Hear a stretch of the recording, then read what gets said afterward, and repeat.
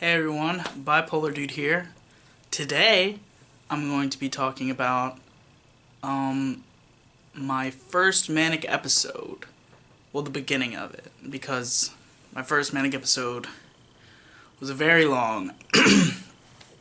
But today, if you can see from the title, I'm going to be specifically talking about the very beginning of it, where I thought God was telling me the world was going to end, and so because of that, I dropped out of college.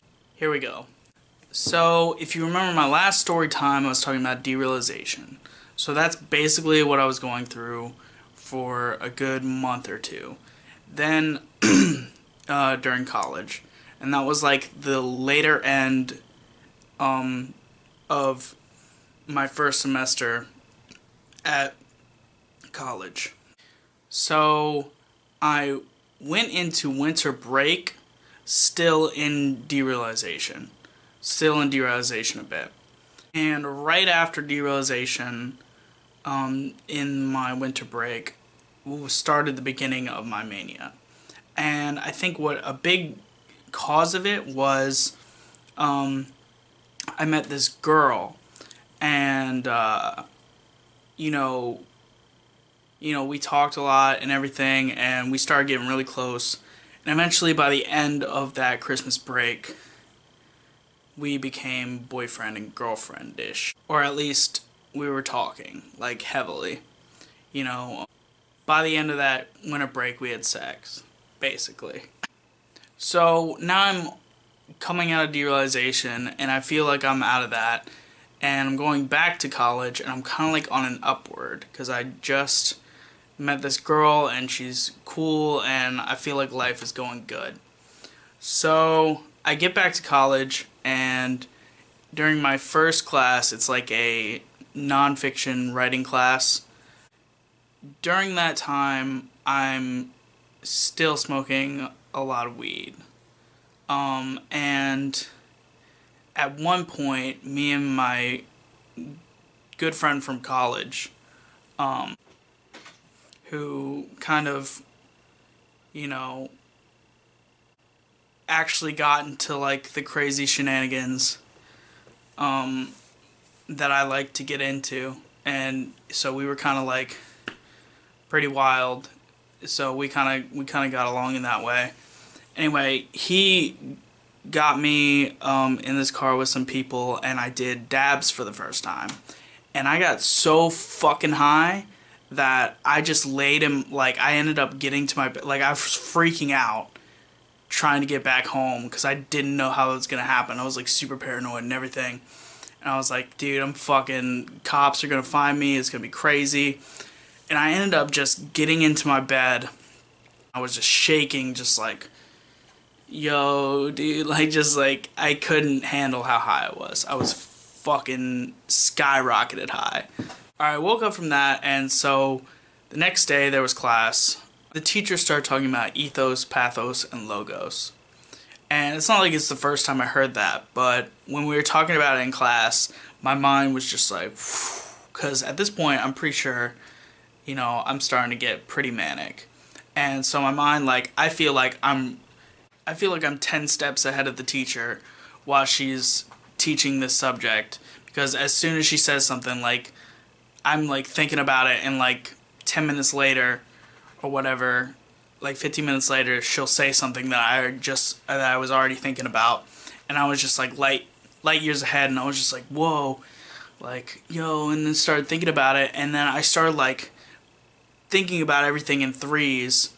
And one of the things I thought about was like, Jesus and the Holy Ghost and God, like the Father, Son, and the Holy Ghost. And I was like, because God's gotta, like, God, the Father's gotta be ethos, because he's like the authority for everything. And then the Holy Ghost, that's like your feelings and everything. I figured that was like pathos. And then logos was, Jesus, because he logically showed the people by being a human how everyone was supposed to act like God. How it was logically how you were supposed to be like God. So I started thinking in threes like that, and then I started thinking, like, there are three kinds of periods that like the world goes through, and you know, it goes like um pathos, ethos, and logos, like that, in that order. Because there'd be like an artistic period that would go into a revolutionary period, or like there's an artistic period that would go into like a revolution, and then there would be a war, and then authority and government would come down, and that would be your ethos. And then after that, there would be like an industrial period where things were fixed, and also like new discoveries were made, and everyone would start thinking, very logically about things. And so I figured, going through all this, I figured that we were in kind of a pathos state. Like, there's been a bunch of industrial things, and there's been a bunch of technology made and everything else that we're dealing with. And then I figured, we were going into, or we're on the cusp of a, artistic period where a bunch of new art and great artists and, like Renaissance period shit was gonna go down. And then, there was going to be World War III. During this time, I had never been manic before, so I thought like all of these like thoughts, like racing thoughts, and these things like that I felt were like visions or whatever, I thought they were straight sent from God. I thought, I've never felt like this before. This is finally like God like using me as an instrument, or telling me what I need to do with my life to serve him or whatever. I was very religious at this point, or at this time of my life, just so y'all know. But yeah, I thought all of this was straight from God. And so I figured World War III at that point would be like the rapture, or like, it would be the end of days. It would be like when God would, take his people up, and there would be like, a bunch of stuff going on, like terrible things. Anyway, I thought the world was going to end, and my timeline for this, and this was 2014, my timeline with this was like a decade, like in 10 years-ish, this is all going to go down, like a big World War III end of days kind of thing. So that would be 2024. And you know what? It hasn't happened yet. So I don't know, but I'm pretty sure it's not going to happen, because I was fucking connecting dots that really weren't there. So I don't think that the world is ending in 2024, or that there's going to be a huge war. But we never know. And if it does, I'm going to be like, as of right now, no. I definitely don't think that, so don't take that from me. But anyway, so that was the thought process. I figured that in 10 years the world was going to end, so I decided that in this artistic period, instead of going to school for creative writing and psychology, which, creative writing's kind of artistic, so I don't know why. Maybe it's just like the psychology and the whole plan. And maybe, yeah, I thought like by the time I was, done with college, maybe there would be, I wouldn't have a lot of time to get my stuff out there. So I decided that it was best to quickly drop out of college, and I was in a band at the time. It was named Say Goodnight Scarlet. Don't look it up unless you want to have your ears bleed. No, it wasn't that bad, but it wasn't that good, but I mean, you can look it up, but I wouldn't. Anyway, so I was in that band, and I think we were about to make better music anyway, but I decided that I should be in my band and spread this message, or spread like this artistic style, and help the revolution go on its way, because I figured that that was my purpose from God. And so I dropped out of college. That's what happened. or I decided to, and I basically called my dad and told him, and he was like, whoa, whoa, whoa, whoa, whoa, whoa, whoa, whoa, whoa. Let's just do this semester of college, and in the summer, if you don't want to do it anymore, like, we can talk it then. But doing it right now is a terrible idea. It's going to cost a bunch of money. Don't do it right now. And I just wasn't listening to him because I was manic, and I was like, no, this is God. God's telling me I gotta do this right now. I gotta do this right now. And so I called my mom, and she was kind of supportive of the thing. She was like, if I was like, I gotta do this, this is what I think you gotta do. And she was like, well, if that's what you feel, then, you gotta do your thing. But, I think she was also hesitant. She was like, I don't think it's a good idea, but, you know.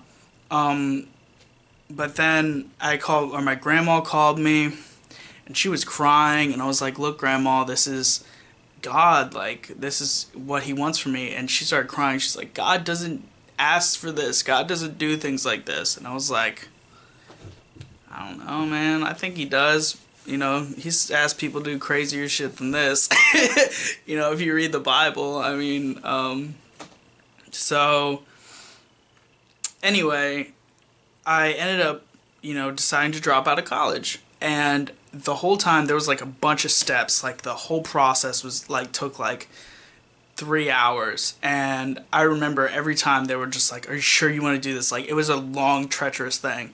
And I just thought of it as like a challenge from God. Like the faith had to be there. It had to be strong. And like I just kept thinking like, this is all a test to like, I gotta do this. I gotta get through it.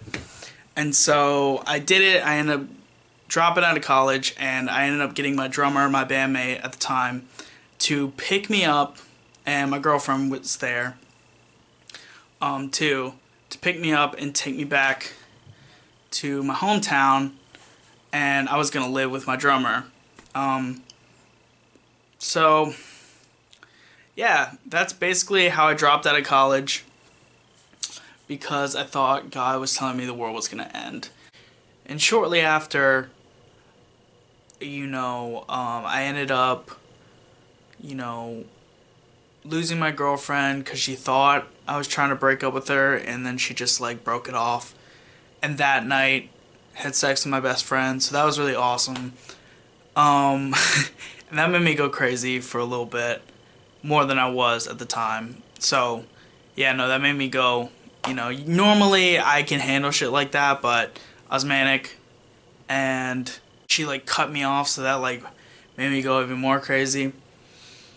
But anyway, so shortly after that I lost my girlfriend, and then my best friend at the time, who had sex with my girlfriend the day after we broke up, told me that like, my drummer was upset that I wasn't writing songs as fast as I should, and that like pissed me off. And so I immediately broke off the band and was like, I can do this on my own. So the whole reason I came back was destroyed very quickly. But I mean, I thought I could, start doing my music on my own. So anyway, that's basically how the first part of my first manic episode went down. And that's my first example of how, being bipolar ruins your life and ruins lives. I mean, I'll be more optimistic and just say how bipolar changes the course of your life, definitely. But yeah, no, it was a lot of quick decisions that caused a lot of destruction that I really wasn't prepared to deal with. So that's the story. If you liked it, you can leave a like. You can subscribe if you want to hear more stories, because I will be sharing them. Or just to see any other random videos that I post. But yeah, that's it. So just remember, whatever you do, don't kill yourself. Bipolar Dude out.